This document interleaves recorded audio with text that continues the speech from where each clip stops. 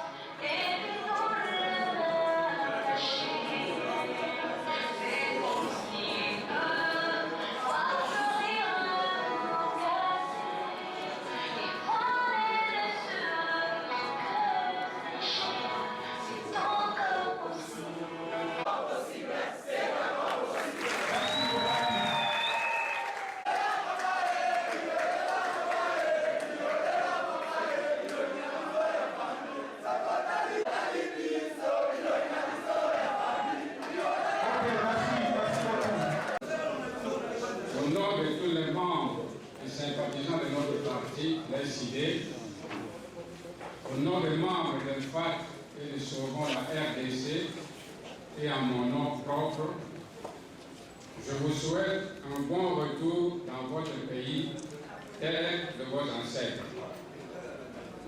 C'est ici le lieu de rappeler à notre mémoire les célèbres vers du poète, heureux qui, comme Ulysse, a fait un beau voyage, et qui, comme celui-là, plein d'usage et de raison, est rentré dans sa maison, vivre auprès des siens, le reste, et nous tenons à remercier Dieu de vous avoir couvert de ces bénédictions.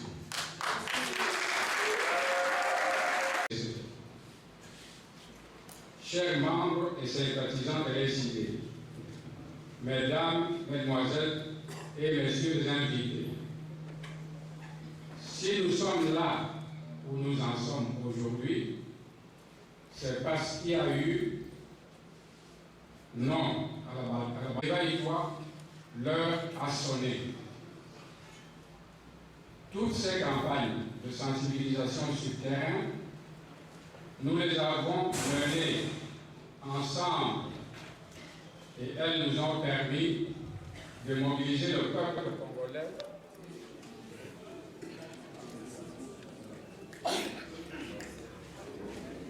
indication claire du désaveu de M. Kabila par le peuple congolais.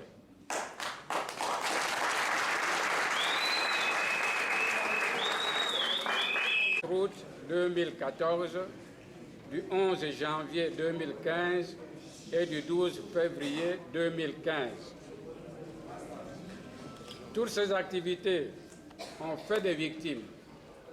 Le peuple congolais a donc payé le prix le plus lourd.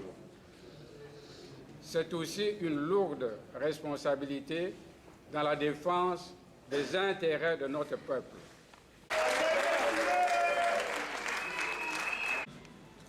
Merci de bien vouloir prendre la parole.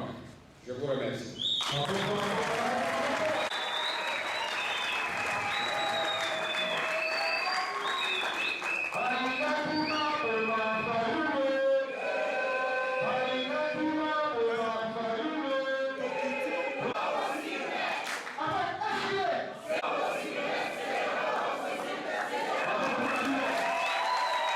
L'amour fraternel.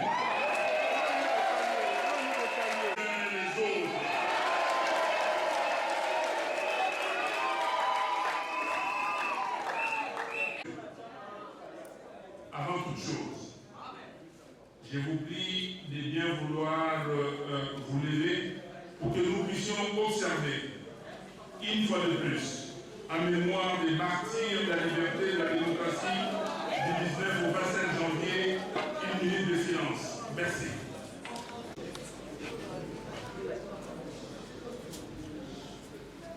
Merci.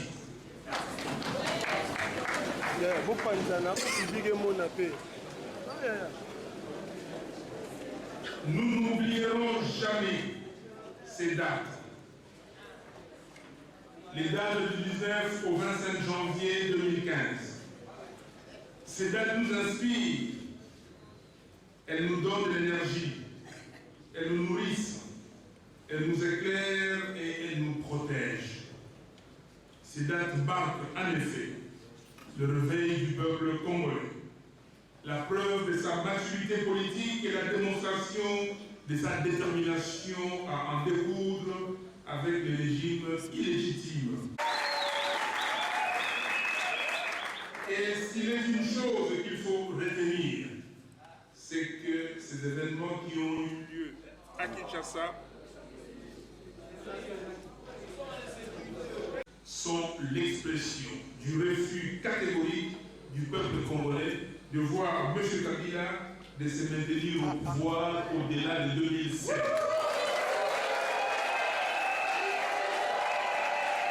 Pour la liberté et la démocratie dans notre pays. Mes pensées vont également à tous les blessés qui garderont longtemps les stigmates de ces journées héroïques et raconteront à leurs enfants et petits-enfants l'histoire glorieuse de l'éveil du peuple congolais. Mon regard admiratif est dirigé vers tous nos camarades de lutte, courageux combattants qui sont arbitrairement détenus.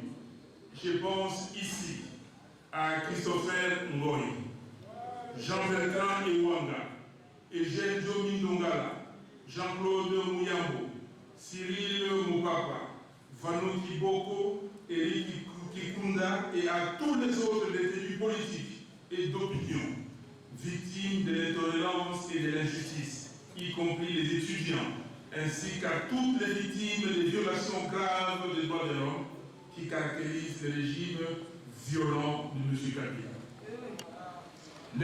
Leur bravoure, leur abnégation, leur passion, leur sens élevé des sacrifices et des patriotismes.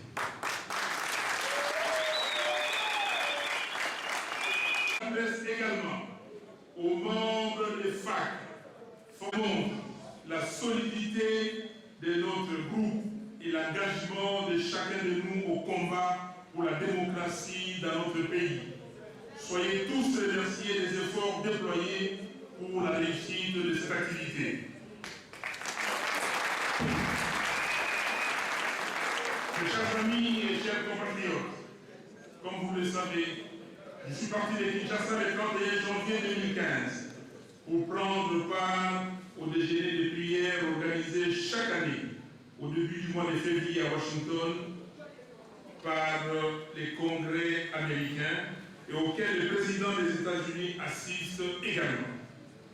À l'issue de ces 3 jours de prière, j'ai eu l'occasion de rencontrer les hauts fonctionnaires du Bureau des affaires africaines du département d'État, les sénateurs et les congressmen, les responsables de l'Institut international républicain, certaines personnalités américaines. Après ces contacts fructueux avec les officiels américains, j'ai animé des conférences dans plusieurs villes des États-Unis pour échanger avec nos compatriotes. Ainsi, j'ai visité les villes suivantes: Washington, Charlotte, Atlanta, Philadelphie, Miami, Chicago, Boston et Dallas.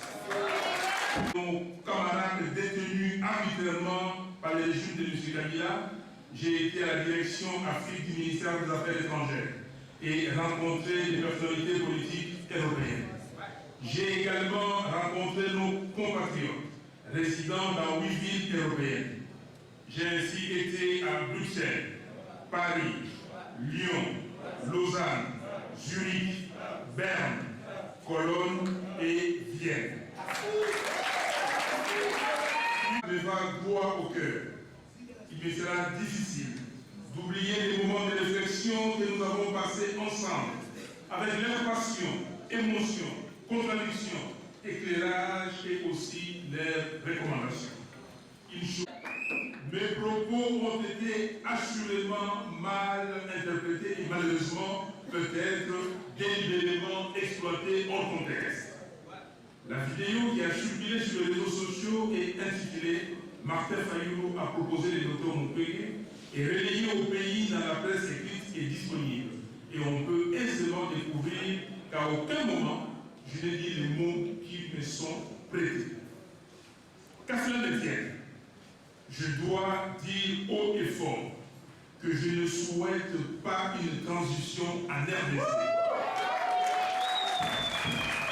Contexte de la question qui a été posée, je suis convaincu que quand on a été les précurseurs de la campagne « Touche pas à mon descendant », par les présidences à vie en RDC, quand on a fait mener toutes ces campagnes avec les FAC, avec Sauvons la RDC, on ne peut pas souhaiter une transition, car la transition de la République, car la Constitution de la République doit être respectée. Nous avons dit au niveau des SID, au niveau des FAC, au niveau des Sauvons la RDC, il est nullement question de donner des béquilles à M. Kabila. Mes chers compatriotes, l'heure est grave. Notre pays est à la croisée des chemins et nous devons absolument refuser de nous laisser distraire par des questions non essentielles. C'est tout ce que notre adversaire demande, la distraction. Nous n'allons pas lui donner, surtout pas les béquilles. Désormais, on ne nous accusera plus de lui faire un procès de tension quand nous disons que M. Kabila veut se maintenir au pouvoir en violation de la Constitution. La preuve nous est aujourd'hui administrée par son propre camp qui lui demande de respecter la Constitution et de se prononcer clairement sur ses intentions pour 2016. Car pendant que j'étais aux États-Unis et en Europe, j'étais aussi en contact permanent avec le pays et je suivais de près tout ce qui s'y passait. Ainsi, j'aimerais remercier et féliciter le Bureau national des décidés pour les efforts fournis pour maintenir vivant l'esprit d'abnégation des membres du parti et d'avoir gagné le pari de faire fonctionner le parti régulièrement pendant les absences du président et du secrétaire général. La dynamique de l'unité d'action de l'opposition et d'avoir œuvré pour les raffermissements de cette unité tant souhaitée par notre peuple afin de barrer la route aux velléités dictatoriales de M. Kabila.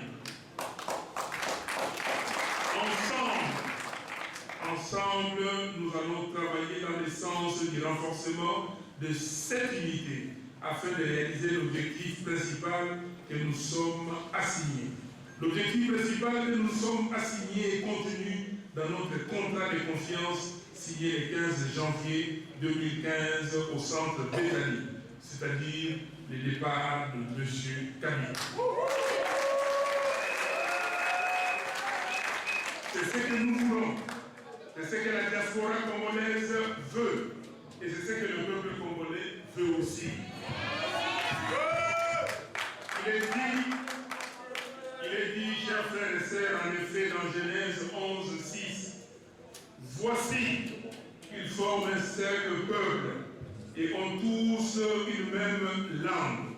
Et c'est là qu'ils ont entrepris. Et c'est cela qu'ils ont entrepris. Maintenant, rien ne les empêcherait de faire tout ce qu'ils avaient projeté de faire.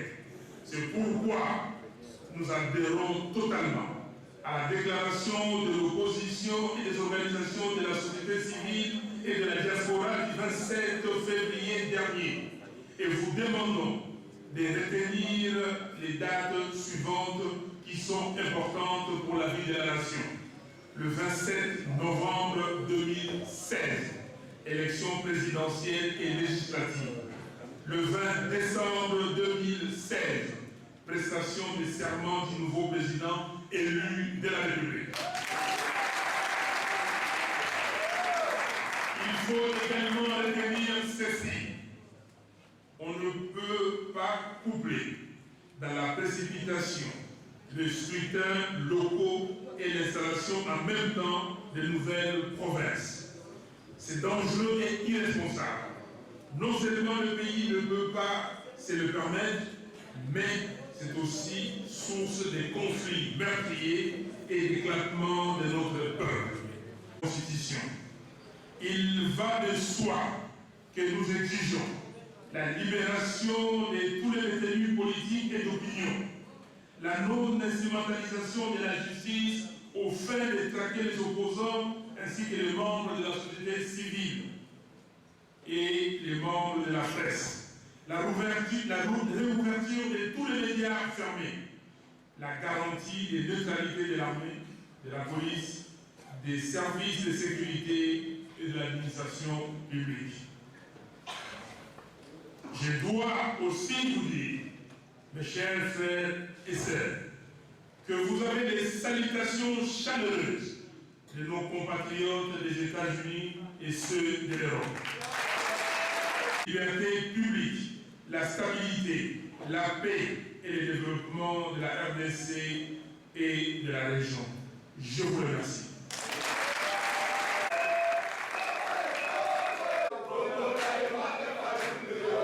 Dans la meilleure institution de l'Ikuna, la Amérique. National est occupé, neutre et indépendant.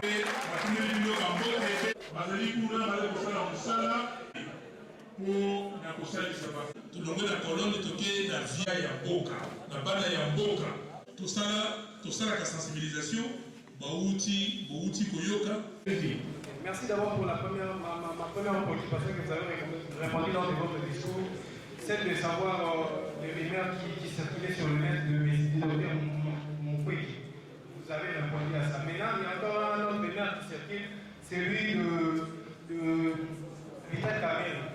Il y a une opinion, il y a encore la CNI a rejeté l'opposition, la proposition du calendrier, mais vous, proposition, vous avez fait.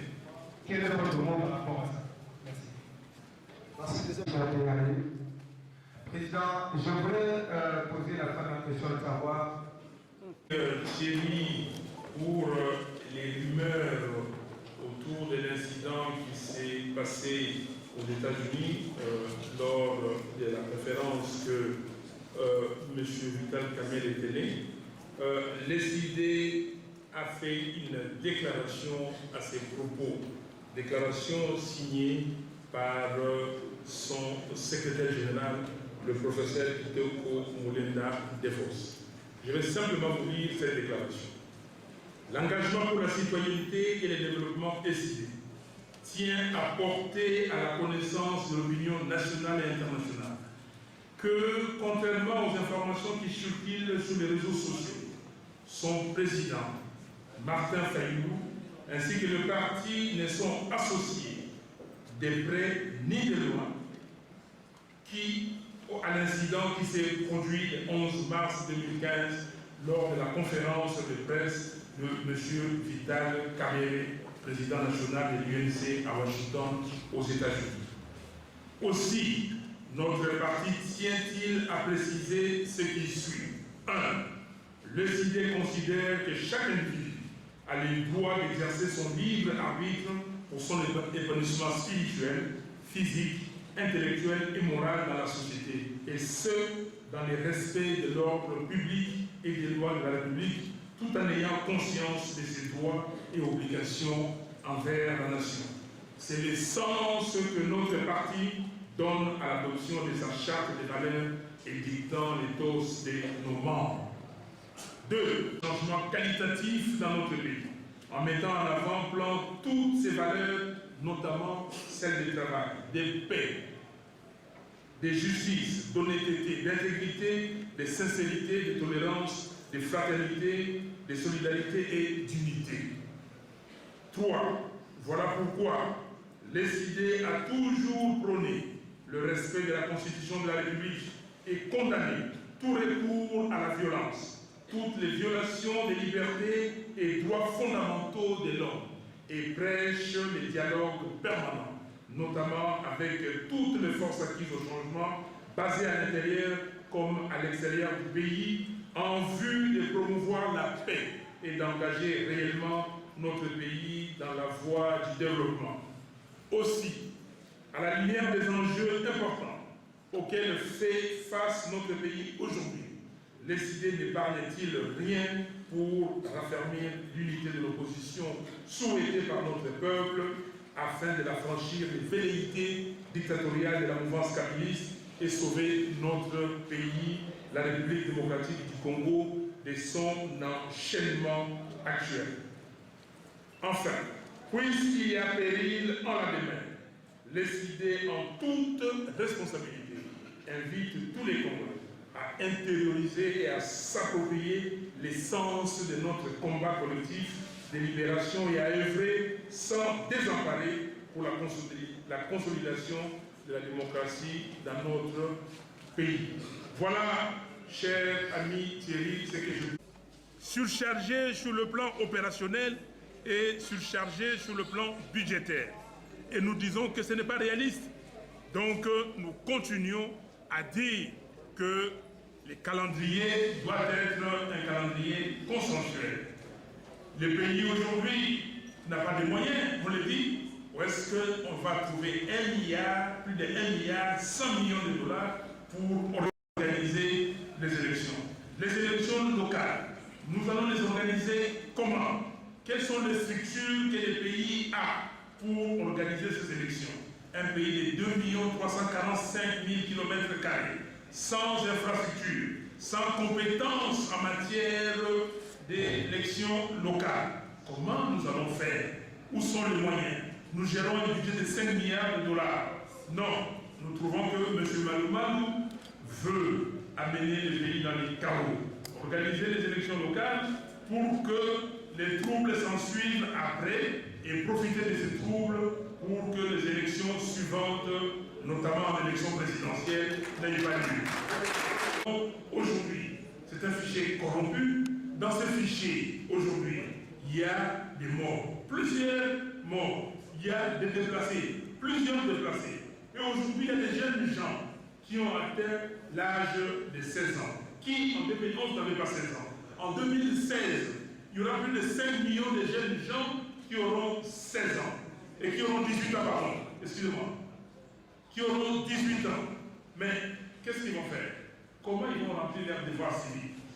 Comment? Donc nous disons, il faut une opération d'enrôlement, il faut alléger les activités des élections provinciales, nous sommes d'accord, élections sénatoriales, nous sommes d'accord, élections des députés nationaux, nous sommes d'accord, et élections du président de la République.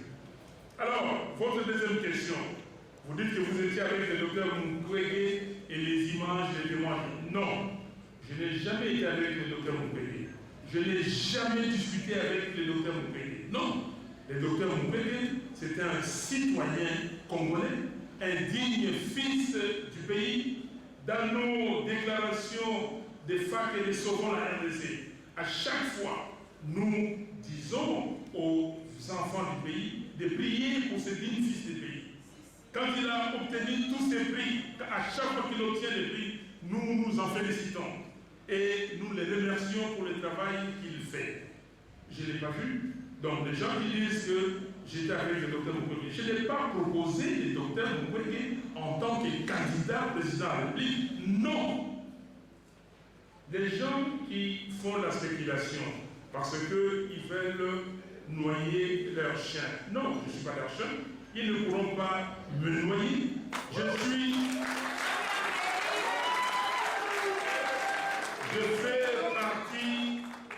Je fais partie de la race d'exception.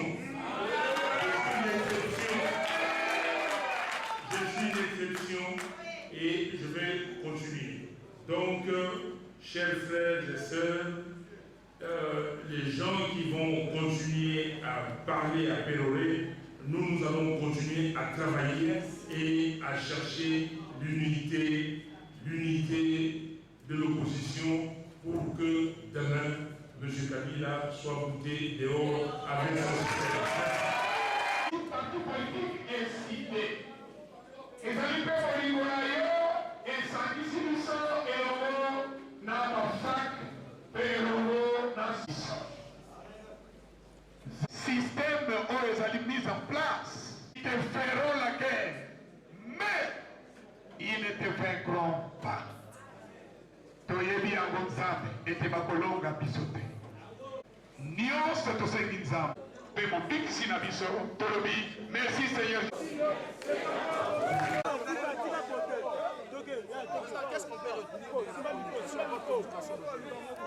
Très simplement, je suis venu rendre compte de mon voyage des 45 jours aux États-Unis et en Europe. J'ai visité 8 villes américaines et 8 villes européennes. J'ai rencontré des officiels, j'ai rencontré des compatriotes congolais et je suis venu m'entretenir avec ma base pour leur dire d'abord, vous avez les salutations des compatriotes qui sont en Occident, notamment aux États-Unis et en Europe. Pour leur dire que les compatriotes veulent que le pays aille de l'avant. Les compatriotes ne veulent plus tergiverser. Et les compatriotes veulent mettre fin au régime et au système Kabila. Le message que je suis venu apporter et dire aussi à mes compatriotes, à mes bases ici, que comment j'ai été accueilli par nos frères et sœurs là-bas. Remercier nos frères d'ici pour tout ce qu'ils ont fait pour moi, leur hospitalité, leurs conseils, tout ce qu'ils ont fait. Et dire à nos bases ici que l'avenir du Congo est grand et l'avenir du Congo dépend de nous, que nous devons nous engager, que nous ne devons pas nous laisser distraire par des sujets inutiles, que nous devons chercher simplement l'unité de l'opposition pour que, effectivement, comme ont demandé nos compatriotes de l'étranger et comme demandent aussi nos compatriotes de l'intérieur, que M. Kabila puisse partir et nous puissions engager maintenant le Congo vers sa prospérité, vers son développement. Et qu'est-ce qui a été le message au niveau de l'Occident et quelle a été la réponse de vos interlocuteurs? Je viens de vous le dire, le Congo a besoin de la démocratie. Nous avons dit, nous avons besoin de la démocratie. Ils sont d'accord parce qu'aujourd'hui, il n'y a aucun système politique au monde qui est reconnu à part la démocratie. Donc le message est clair, nous voulons la démocratie, nous voulons le respect de la Constitution et les partenaires du Congo nous suivront dans ce sens-là. Et à quoi répond cette stratégie de revenir toujours de se référer à l'extérieur en ce qui concerne le sujet congolais? Très bonne question. Non, je vous ai dit que nous avons d'abord sensibilisé au Congo. On a sensibilisé. Vous avez vu toutes les campagnes que nous avons menées au niveau de l'ECID, au niveau des FAC, au niveau de Sauvons la RDC. Mais ces campagnes-là, c'est ici au Congo. Mais ceux qui sont à l'étranger, dans ces pays-là, notamment aux États-Unis et ceux qui sont dans les continents européens, ne sont-ils pas des Congolais? Est-ce qu'ils n'ont pas droit aux explications? Est-ce qu'ils n'ont pas droit à entendre ce qui se passe ici? Est-ce qu'ils n'ont pas droit à donner leur conseil? Droit.